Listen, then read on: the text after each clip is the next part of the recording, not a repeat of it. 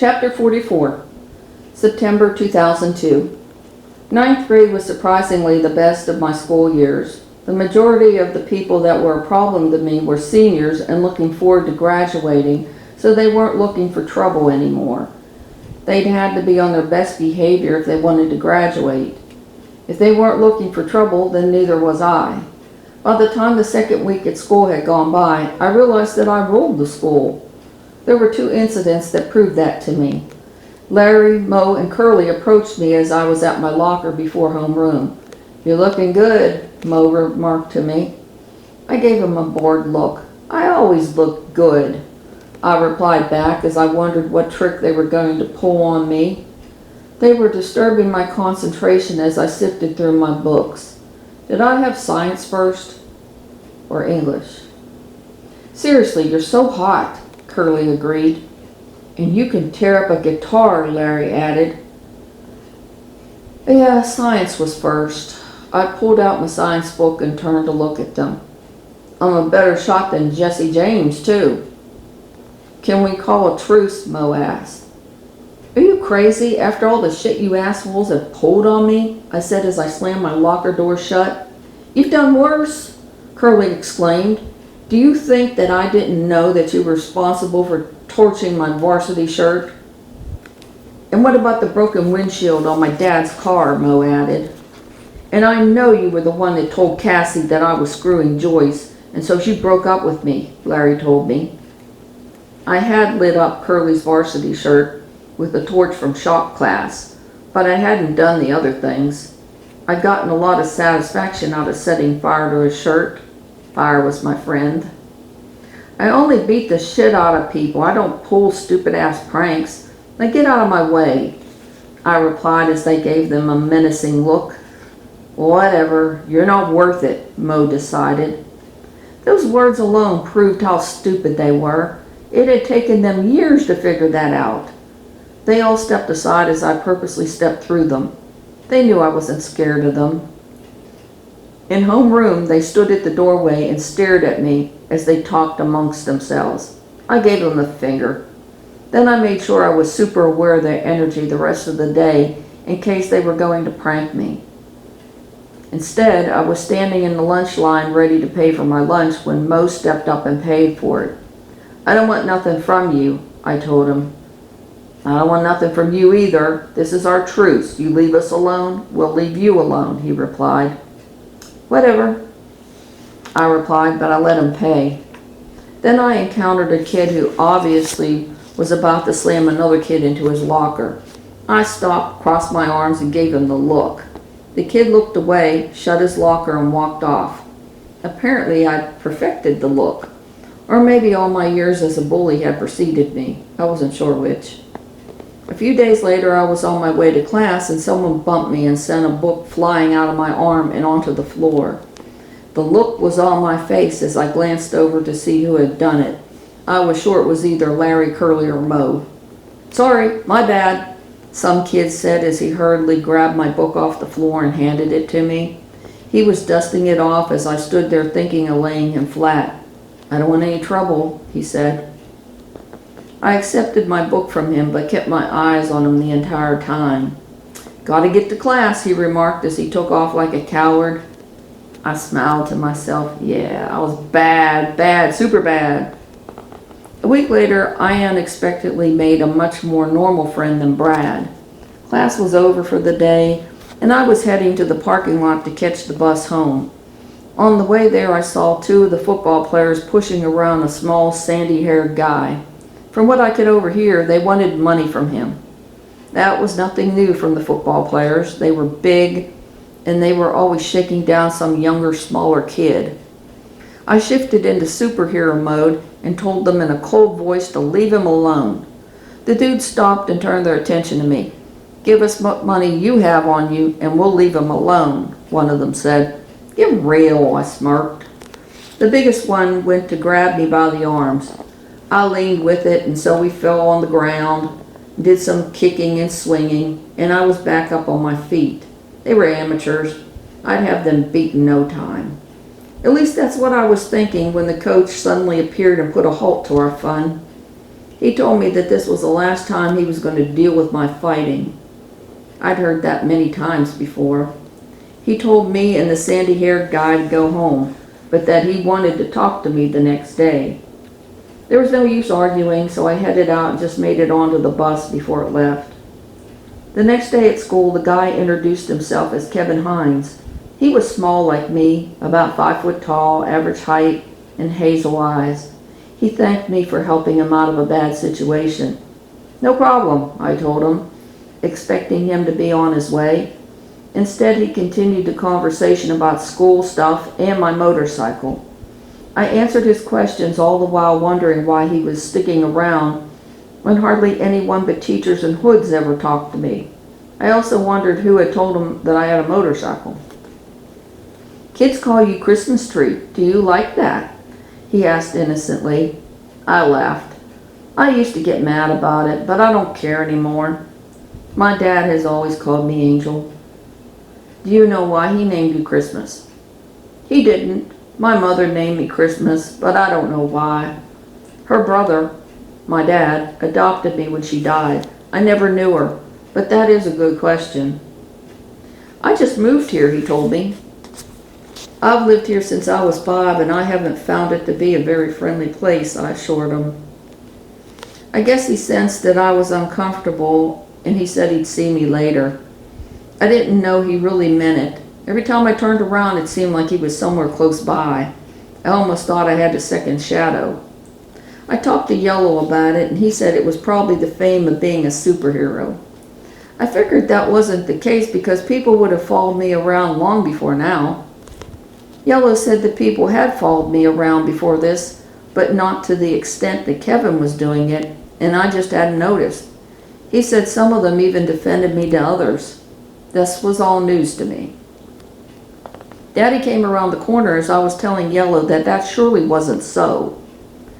"You know that dog doesn't talk," he said. "I had expected you to grow out of that by now." "He does talk. He helps me out a lot," I insisted. Daddy sighed and said, "Well, ask him where I put that new set of tools I just bought. I thought they were in the bed of the truck." Yellow gave a thoughtful look down the road. I looked there too. "He says that they fell off your truck when you went around the bend down by that oak tree. The tailgate was down and you were going pretty fast. If the grass wasn't so high right there, you'd have noticed them on the ground by now," I said, pointing in the general direction. "He also says you're hell on wheels, and he's surprised that you haven't run him over already." Daddy gave me an exasperated look, but we went treasure hunting by the tree. It was only a few moments before we saw his tools. He stared curiously at Yellow, then patted him on the head. "You know Yellow doesn't talk, right?" Daddy asked me in a serious tone.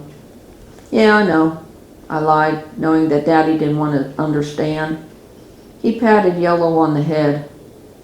"I'll make sure not to run you over," he told him. "Crap, now I'm talking to the dog," he exclaimed. "He says that he likes it when you pat him on the head and talk to him. He says you're one righteous dude," I replied. All I got from that was my dad rolling his eyes at me. The next time I saw Kevin, he was with a guy named David Steiner, who was a senior. Usually seniors didn't have much to do with freshmen, which both Kevin and I were, so it was rather odd. David was your average brown-eyed, brown-haired guy. I'd seen him around school and I knew he was a jock.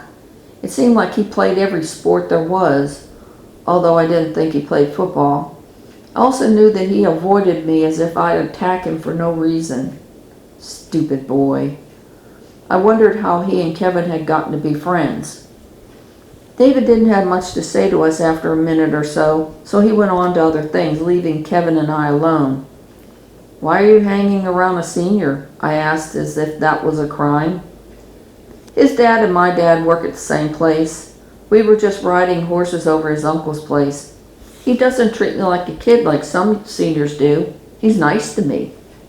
"We have some horses," I replied. I couldn't picture David on a horse. He was too much of a jock.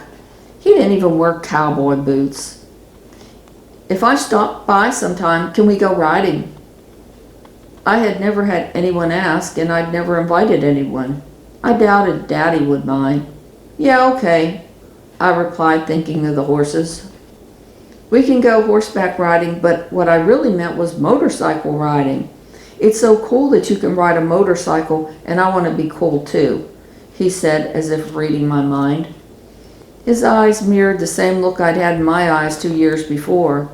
I still rode, and I had been in 2 or more motocrosses. Making jumps on that motorcycle was always a high. Hell would freeze over before I ever traded the memory and the high that I'd felt a brat of me jumping that first jump on his motorcycle. Yeah, live to ride, I said breathlessly. He looked at me kind of strangely, but repeated back, live to ride. The bell rang and we headed towards our next class. Kevin showed up that Saturday just as Daddy and I finished the morning chores and were thinking about lunch. I wondered how he knew where I lived. After I introduced him, I told Daddy, Kevin wants me to teach him to ride my motorcycle. Live to ride, Dad.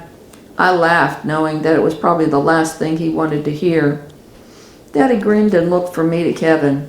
That will be fun for both of you. Just take it easy, okay? Easy on Kevin is what he meant.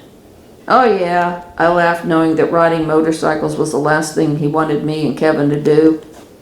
Kevin just grinned uneasily, not knowing what the inside joke was.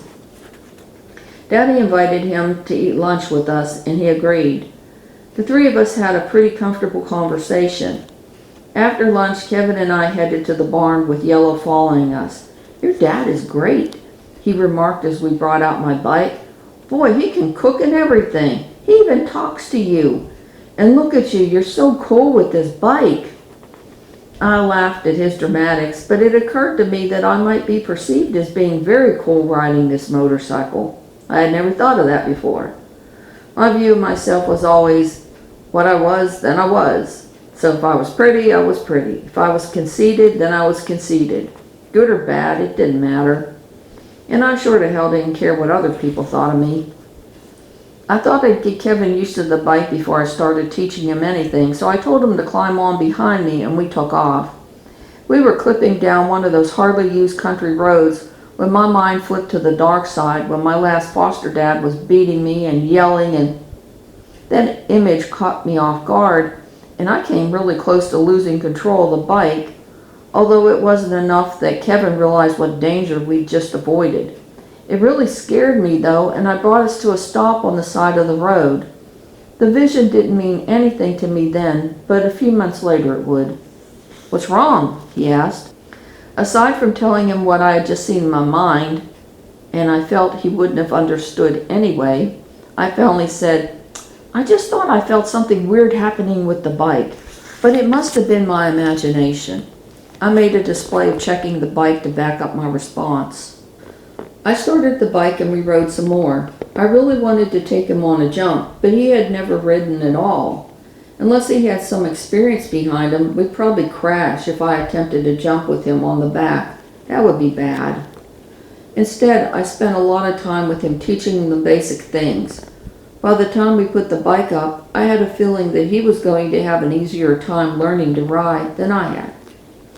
We were in our music room afterwards. I was playing a tune on the piano that I had written and was still developing. It was an instrumental, a calm, soothing melody. That's beautiful, he exclaimed. What song is it? I glanced at him curiously. Daddy was used to my songs and instrument playing, and he didn't compliment me much. He definitely hadn't expressed such enthusiasm about any song I'd played or composed recently. I haven't given it a name yet, I replied. You wrote that? I had to smile at his surprised face. Yeah, I'm not finished with it yet. I can hear violin with it, maybe even another instrument. I don't know yet, but definitely some violin. He asked more about how I heard violin in it and how I went about composing the song. I'll record it sometime later and add the violin in for you and let you listen to it. When Daddy came in a while later, Kevin told him about my song and they talked about it for a while. I was kind of confused about why it was such a big deal since Daddy never made a big deal about it. He had written a song or two in the past, not recently, but more when I was little. That seemed like such a long time ago. Daddy asked if we wanted to go shoot with him. I'd been shooting with him for years and we both won shooting competitions. I've never shot a gun before, Kevin told him. Well, this will be good experience for you, Daddy assured him. We went down to the spot on our land that we like to shoot at. He had a .38 special that he let me shoot, and now he was giving Kevin instruction on it. I watched them interact. I was so proud of my dad being so nice to Kevin and treating him like an adult. Some parents treated teenagers like they were stupid and made them feel bad about themselves. My dad had always treated me fairly and as an adult even when I was younger. Kevin invited himself for supper. First he talked about what a great time he had riding with me and how much he had liked learning to shoot a gun. Then he talked a mile a minute about a band that he and some other kids were forming. He said that he played guitar. I hadn't even known that. I wasn't too interested, but Daddy seemed to be. He asked a dozen questions and Kevin seemed to relish in the attention. I was listening, but I was getting a little burnt out on his enthusiasm about everything. Kevin was close to speechless when Daddy said, "You know, a lot of bands get caught up in the booze, drugs, and sex. How are you planning to handle it?" "Dad, let's not go there, huh?" I gasped in astonishment. Throughout the years, we had had several conversations about the dangers of liquor, drugs, and smoking. I just didn't think he'd drill anyone else about it but me. Daddy turned to me. "Well then, you answer the question." I glanced at Kevin, who didn't know what to think. "Drugs mess you up. Don't take drugs, don't drink, and don't drive," I said in a monotone. "That's the gist of it, but there's more. Listen again while I explain the dangers to your friend," he said, ignoring my sarcasm. He spent 30 minutes stressing the main points to us. Afterwards, he suggested I show Kevin my guitar and play something for him. I did show him my guitar, but I let him play. He wasn't a fraction as good as I was, though. It seemed weird that he hadn't mentioned that he could play guitar until he was talking to my dad about the band. After he had gone home, Daddy remarked, "That boy has a crush on you, Miss Cole." His remark took me by surprise. It occurred to me then that Kevin had said I was cool at least twice in front of Daddy. "What?" "No, we just had some fun riding my bike, that's all." "Uh-huh," Daddy grinned. He decided we needed to have a refresher conversation about sex. I listened, but nothing he said to me was new. "You will talk to me about sex," he says, "won't you?" I blushed.